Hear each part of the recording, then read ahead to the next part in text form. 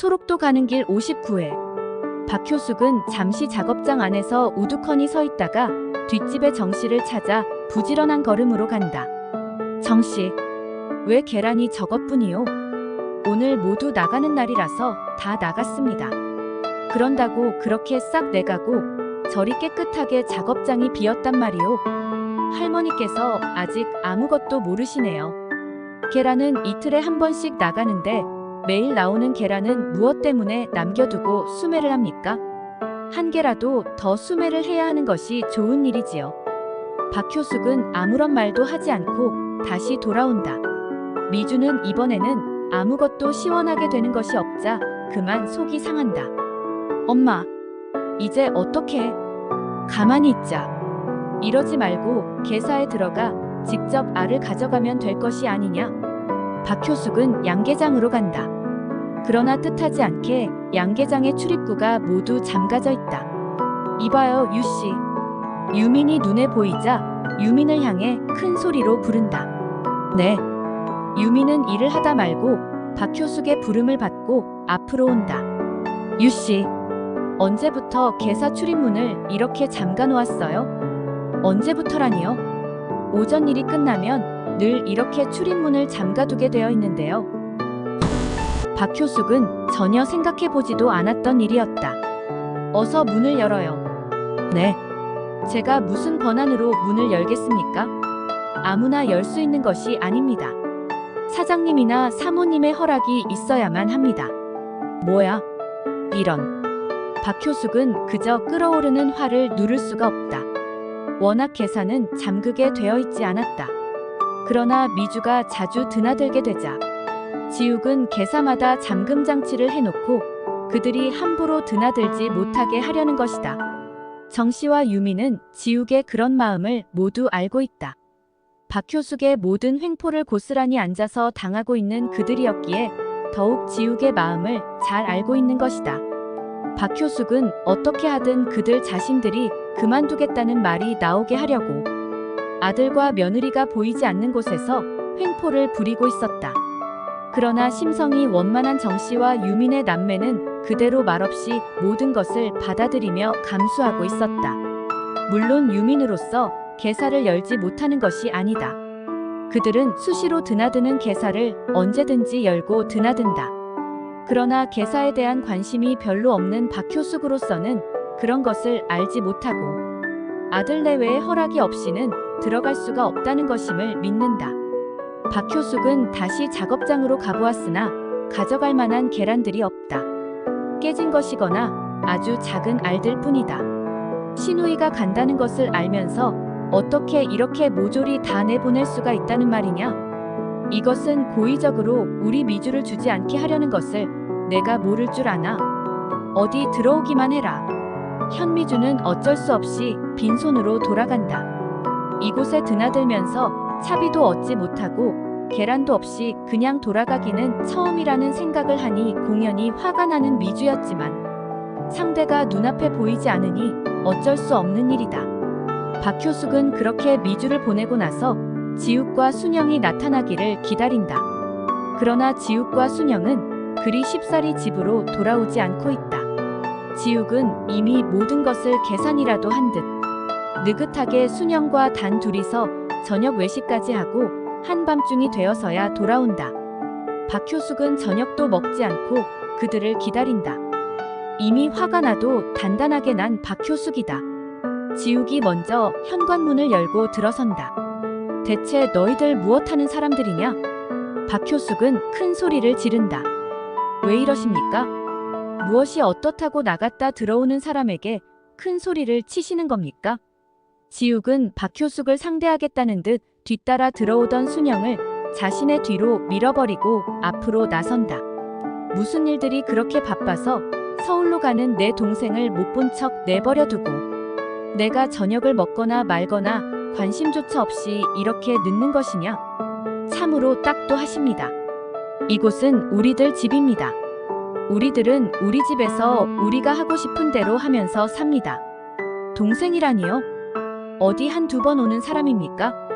자기 마음대로 오고 가는 사람을 우리가 무엇 때문에 신경을 쓰며 그 경비를 감당해야 하는지 그 이유를 말해 주실래요? 지욱은 기회를 잡았다는 듯이 따지고 든다. 그래도 세상에 하나뿐인 내 동생이 아니냐? 박효숙은 지욱이 마음먹고 따지고 들자 성질을 죽인다. 동생? 누구 마음대로 동생입니까? 당신 마음대로 아무 곳에서 낳아놓은 사람들이 모두 내 동생들이란 말입니까? 그 사람들 뒤치다꺼리를 내가 맡아야 한다는 이유가 있습니까? 그렇게 하도록 당신이 나를 키우기라도 했습니까? 대체 내가 왜 당신들 뒤치다꺼리를 해야만 하는 것인지 설명해 보세요. 지욱의 반박에 박효숙은 아무런 말도 하지 못한다. 우리도 우리의 볼 일이 있습니다. 그럴 때마다 당신 밥을 해주기 위해서 우리가 볼 일을 보지 않을 수 없다는 것도 잘 아시겠죠?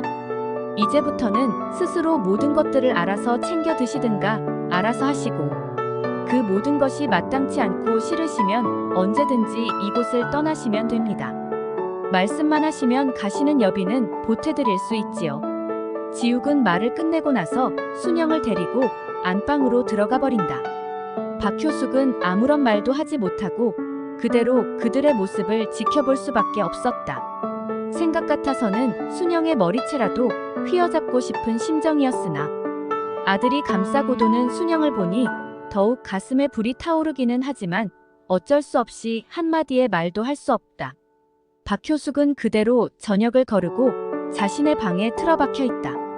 미주를 그대로 보낸 것도 속이 상하고 자신이 무시를 당하고 있다는 것도 가슴에 천불이 일어나고 있다.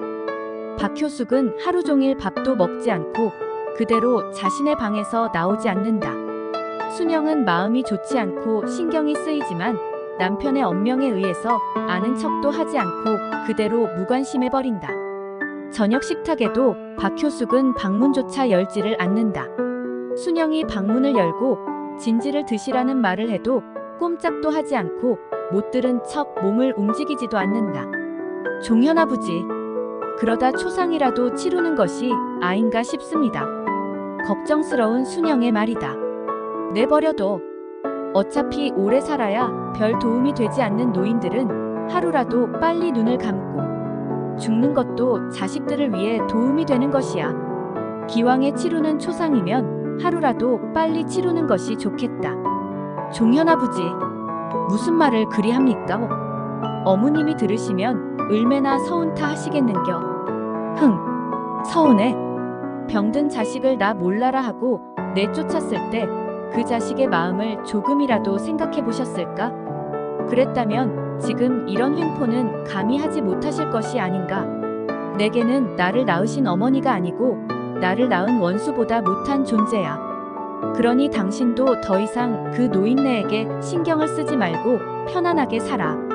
박효숙은 이 모든 말들을 다 듣고 있었다. 일부러 자신이 들으라고 큰 소리로 말을 하고 있는 그들임을 간파하고 있는 박효숙이다. 그런다고 내가 이 집에서 나가줄 아나 본데 잘못 생각한 거다. 난 절대로 이 집을 떠나지도 않고 이 집의 재산을 너하고는 아무런 상관도 없는 종현이에게 넘어가도록 두고 보지 않을 것이다. 박효숙은 모두 잠이 들었다 생각하는 시간에 주방에 들어가 밥을 먹는다. 이제 더 이상 자신이 굶고 있어야 아무런 소용이 없다는 것을 느낀 박효숙은 아구처럼 밥을 퍼서 입으로 가져간다. 그리고 얼마 동안 집안은 아무런 일도 없다는 듯 평온하다. 더 이상 말썽을 일으키지 않고 입을 다물고 전처럼 집안일을 거들어주고 있는 박효숙이었다. 더 이상의 싸움은 박효숙 자신에게 불리하다는 판단을 한 것이다. 박효숙은 당분간 미주를 내려오지 못하게 한다. 일단 지욱의 마음이 가라앉을 때까지 기다려야 한다는 생각이었다. 지금 더 이상 지욱의 신경을 건드렸다가는 실제로 쫓겨나기 십상이다. 박효숙은 지욱을 아들이라고 생각을 하지만 참으로 어렵고 두려웠다. 자신이 키우지 않았기 때문에 정이 들지도 않았지만 때로는 정말 자신이 낳은 아들이 맞나 싶을 정도로 지욱에게 정이 들지 않는 자신에게 정말 지욱을 낳았는지 되묻곤 한다. 미주와 비교를 하면 정말 다른 자식이다. 지욱이 하는 모든 것이 힘들어 보이는 것이 아니라 당연한 것으로 생각이 되고 미주가 하는 모든 것은 뼈 마디마디가 아파온다. 무엇이라도 도와주고 싶고 어떤 것이라도 더 주고 싶은 미주였다. 박효숙은 지욱의 눈에 들기 위해서도 순영의 일을 도와준다. 워낙 개사의 일은 할 줄도 모르고 관심도 없다. 냄새나는 양계장에는 들어갈 생각도 하기 싫은 박효숙은 그저 집안일을 열심히 도와주면서 지욱의 마음이 풀리기를 기다린다. 지욱은 더 이상 아무런 말도 하지 않고 박효숙의 모든 것을 지켜본다. 얼마 동안이라도 미주가 내려오지 않으니 그나마 집안은 평화롭다. 이제 가을로 접어들고 있는 계절이다. 그들 부부는 친목계에서 가는 단풍놀이를 떠날 준비를 한다. 1박 2일의 여정이다. 어머님, 저희들 다녀오고 남은 어머님 단풍여행을 보내드리겠습니다. 순영은 박효숙의 마음을 어루만져준다. 뭐냐? 나도 오랜만에 바깥 공기라도 쏘이고 싶다. 야, 그리 하이소. 순영은 여행사를 통해서 효도 관광을 보내드릴 계획이다. 지욱은 자신들이 집을 비우는 동안 정씨와 유민에게 모든 것을 맡긴다. 이제 그들은 지욱이 믿는 유일한 사람들이다. 단 한 번도 지욱의 뜻에 어긋나 본 적이 없고 게으름을 보인 적이 없는 정말 성실하고 부지런한 사람들이었다. 어머님, 다녀오겠습니다. 이른 아침 그들은 출발을 한다. 1년에 한 번 단풍놀이를 가는 그들로서는 최고의 호사인 것이다. 나병을 앓았던 친목단체였다. 이제 그들은 사회를 향해서 조금씩 나가면서 적응을 하고 있다. 벌써 10여 년이 되어가는 여행이다. 1년에 한 번 이 여행을 통해서 그동안에 쌓인 모든 스트레스와 고생들을 날려버리고 그들만의 우정을 다짐하며 힘차게 앞을 향해서 나가자고 약속들을 하는 그들만의 친목단체였다. 지욱과 순영이 그렇게 집을 떠나고 나자 박효숙은 미주가 출발을 했는지 전화를 해본다. 전화를 받지 않는 것을 보니 이미 출발을 한 모양이었다. 그동안 박효숙은 자신이 모든 것을 참았던 울분을 풀어버릴 기회라도 된다는 듯 이것저것들을 챙겨둔다. 그동안 순영을 구슬려 다소 얼마간의 돈도 타놓은 것이 있다. 한동안 미주가 오지 않았기에 지욱의 마음도 다소 얼마간은 풀어졌는지 다시 순영에게 돈 지갑을 내주었다는 것을 알고 있다. 박효숙은 그들의 차가 동네를 떠났다는 것을 알고 작업장으로 들어간다. 오늘은 쌍알이 많소? 쌍알이 어디 그리 많이 나오기나 합니까? 매번 수량을 채우지 못하고 있는 것인데요. 아무리 그래도 이번 쌍알은 내보내지 말아요. 우리 딸이 내려오니까 서울로 보내야 하니 그리 알아요. 박효숙의 명령조의 말에 정씨와 유민은 일손을 놓고 바라본다. 유민이 앞에 나서려는 것을 정씨가 제지한다. 글 일향 이봉우 계속됩니다. 구독과 좋아요 눌러주세요.